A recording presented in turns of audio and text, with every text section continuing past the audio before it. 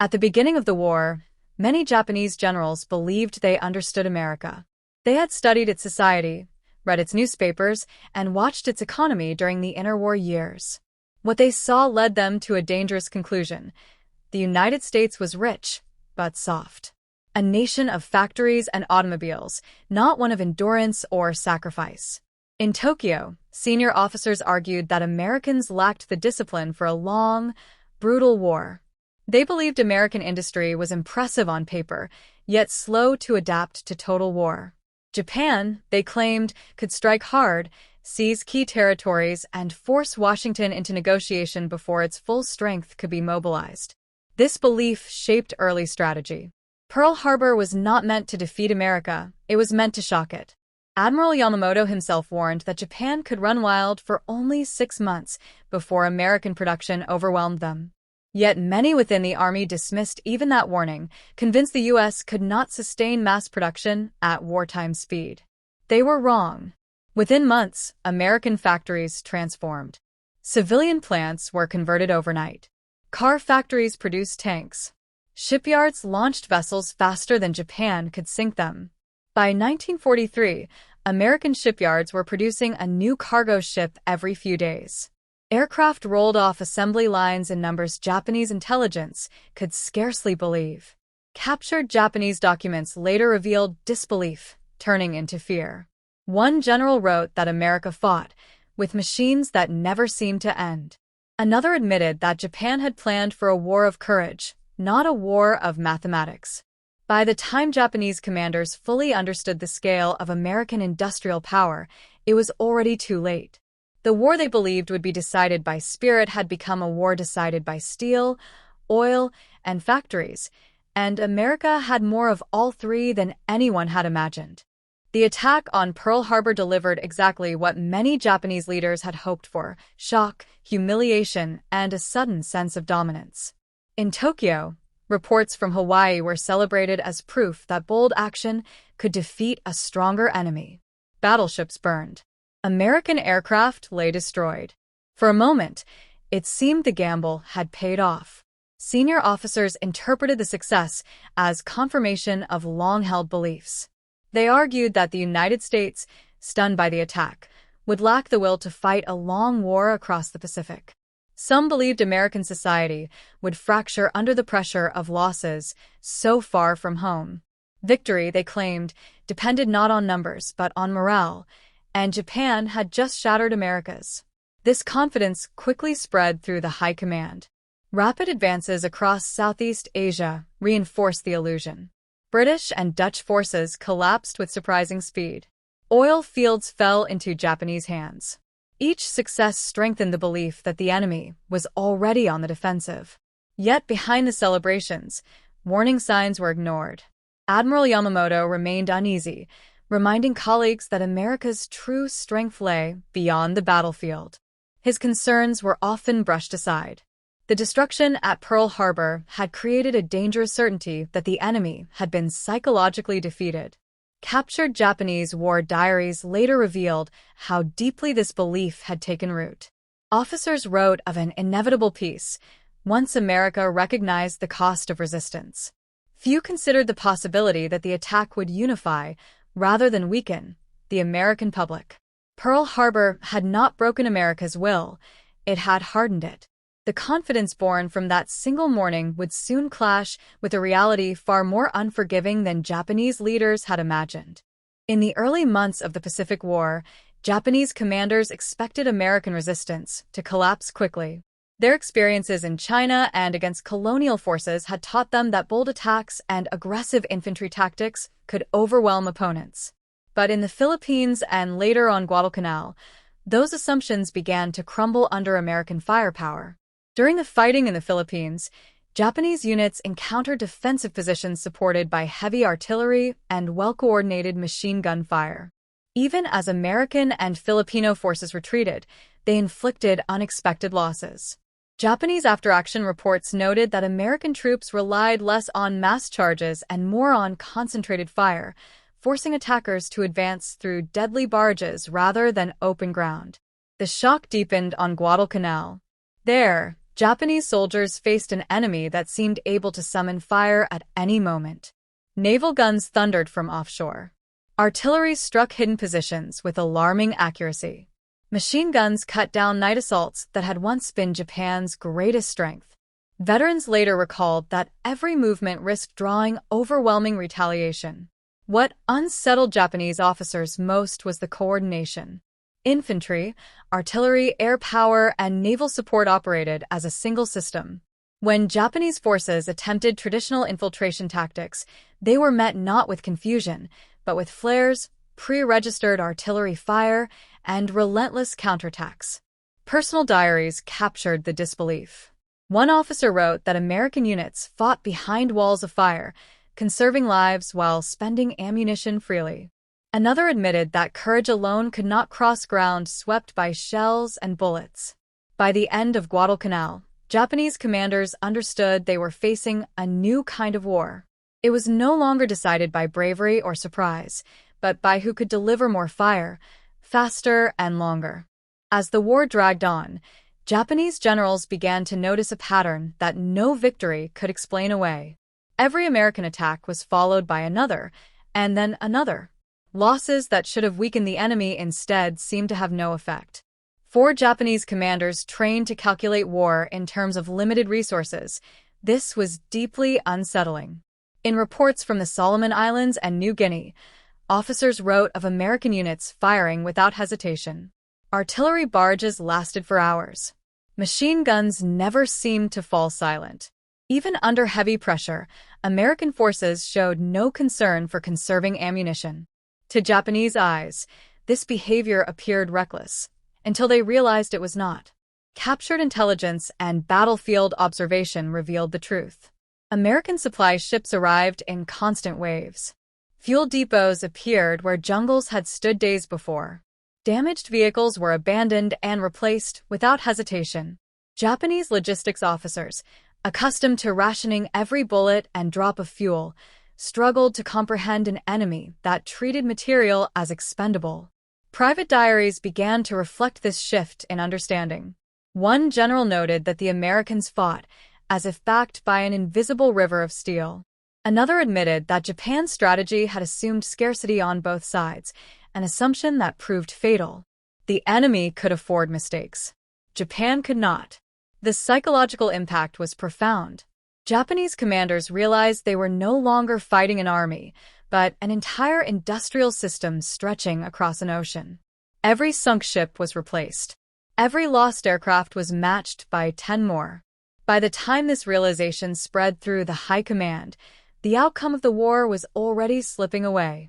Japan had planned for a contest of endurance, but endurance meant nothing against an opponent who never seemed to run out of the tools of war. Japanese defensive doctrine was built on concealment, endurance, and close combat. Fortifications were dug deep, camouflaged carefully, and designed to survive infantry assaults. Against earlier enemies, this approach had worked. Against American artillery and bombardment, it began to fail. From the moment U.S. forces landed on contested islands, the bombardments were relentless. Naval guns opened fire hours, sometimes days, before infantry moved forward. Shells crushed bunkers, collapsed tunnels, and stripped entire hillsides bare. Japanese soldiers who had survived earlier battles were stunned by the scale. The ground itself seemed to move. Artillery followed with brutal precision. American units fired in coordinated patterns, adjusting their aim with spotter planes and forward observers. Positions thought to be hidden were exposed and destroyed. Defensive lines vanished under continuous explosions, leaving survivors disoriented and cut off. Air power completed the devastation. Bombers struck supply routes, communication lines, and rear positions without pause. Reinforcements arrived too late, or not at all. One Japanese officer later recalled that every attempt to reorganize was answered by another barrage, as if the enemy could see through the jungle. Personal accounts reveal the psychological toll. A general wrote that American bombardment broke the spirit before the body. Another admitted that bravery meant nothing when defenses were erased before battle even began. By the time American infantry advanced, resistance was often fragmented. Japanese defenses, once carefully prepared, had been reduced to isolated pockets struggling to survive. The lesson was unmistakable. The battlefield now belonged to those who could dominate it with fire. And the United States had mastered that art. At first, Japanese commanders believed American bombers were powerful but manageable. The early appearance of B-17s and B-24s over the Pacific was taken seriously, yet not feared. These aircraft were large, slow by fighter standards, and seemed vulnerable. Japanese planners assumed their air defenses and pilots could contain the threat. Reality proved otherwise.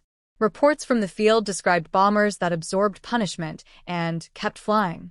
Multiple engines burned, holes torn through fuselages, yet the formations held. Bomb loads were heavy, accuracy improving, and escort fighters increasingly effective. One Japanese general noted with concern that American bombers returned again and again, regardless of losses. The true shock came with the arrival of the B-29 Superfortress. Flying higher than most Japanese fighters could reach and carrying unprecedented payloads, the B-29 represented a technological leap Japan had not anticipated. Raids on the Japanese mainland exposed a fatal weakness. Factories, rail yards, and entire cities were suddenly within reach. Interceptors struggled to climb. Anti-aircraft fire often fell short. Japanese generals began to write with open alarm. One described the B-29 as a weapon born from an enemy with unlimited resources. Another admitted that Japan lacked both the fuel and industry to counter such machines effectively. Each bomber shot down was costly to replace. For America, replacements arrived continuously. As firebombing intensified, the strategic meaning became clear. These aircraft were not merely destroying targets, they were breaking Japan's ability to continue the war. The sky itself had become an enemy. By the war's final months, Japanese commanders no longer questioned American air superiority. They understood that the B-17s and B-24s had been only a warning. The B-29 was the proof that industrial power, once unleashed, could reach anywhere and leave nothing untouched. Japanese naval doctrine had long emphasized decisive battles between fleets, fought with precision and courage. Early victories reinforced this belief. But as the war progressed, Japanese admirals and generals came to face an unsettling reality.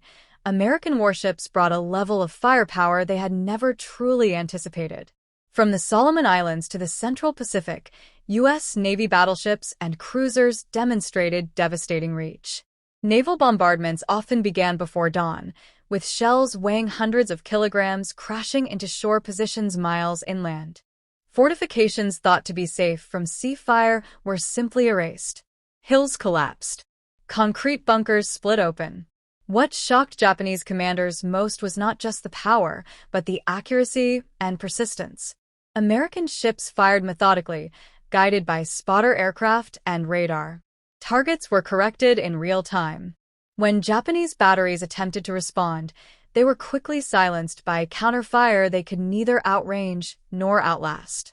Survivor accounts spoke of terror unlike anything experienced on land. One officer described naval shells as falling like unavoidable fate, impossible to evade or resist.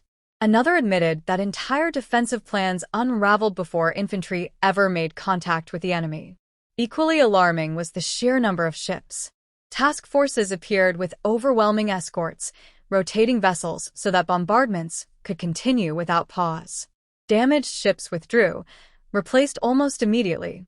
Japanese commanders, accustomed to preserving every vessel, realized they were facing a navy that could afford to expend firepower without restraint. By late 1944, it was clear that control of the sea meant control of the battlefield. American naval artillery did more than support landings. It shaped the entire campaign. For Japanese leaders, the conclusion was bitter but unavoidable. Against a fleet built on industrial scale and relentless fire, even the strongest defenses. The Battle of Guadalcanal marked a turning point not just in the Pacific War, but in the minds of Japanese commanders. For months, Tokyo had believed that bold tactics and superior spirit could overcome material shortages and hold the initiative. Guadalcanal shattered that illusion. Japanese forces, expecting quick victories, faced relentless American defense. Every assault met concentrated fire, artillery barrages, and air strikes. Supply lines were constantly harassed, and reinforcements often failed to arrive. High-ranking officers began receiving grim reports. Losses were mounting, positions were collapsing, and morale was faltering. In command rooms far from the front, generals and admirals convened in disbelief. Diaries and after-action reports reveal a profound psychological shift. One officer noted, "Our soldiers fight bravely, yet we are being ground down by a power we cannot match." Another confessed that for the first time, the army felt strategically on the defensive rather than leading the war. This realization forced a reevaluation of Japan's entire Pacific strategy. No longer could audacious offensives guarantee success. The American ability to sustain attacks, replace losses, and project firepower across the ocean became impossible to ignore. Guadalcanal was a bitter lesson. Spirit alone could not win a war dominated by industrial might. By the end of the campaign, Japanese leadership recognized the futility of certain operations. Decisions once made with confidence were now tempered by fear and caution. Guadalcanal had broken more than frontline troops. It had broken the certainty of Japan's high command. From that point on, Japan fought reactively, desperately trying to contain a force it had once believed it could outmatch. As the Pacific War wore on, Japanese commanders began to understand a harsh truth. No matter how many American ships were sunk, planes shot down, or troops killed, the enemy seemed to recover almost immediately. Early victories that would have crippled weaker nations had little lasting effect on U.S. operations. Reports from the Solomon Islands, the Philippines, and the Central Pacific detailed the staggering pace of American replacements. Ships damaged in battle returned to service after rapid repairs, while new vessels launched from American shipyards seemed to arrive faster than they could be destroyed. Aircraft shot down in dogfights were replaced by fresh bombers and fighters within days. Even infantry losses were offset by continuous troop rotations and reinforcements sent from the mainland. Japanese generals, trained to calculate attrition and ration every resource, were stunned. One officer wrote that, "Each setback we inflict is undone before the smoke clears." Another admitted that the American war machine treated loss as temporary, not permanent. For Japan, where fuel, ammunition, and industrial capacity were finite, this created a chilling imbalance. This realization influenced strategic planning. Operations that relied on inflicting enough damage to force an American withdrawal became futile.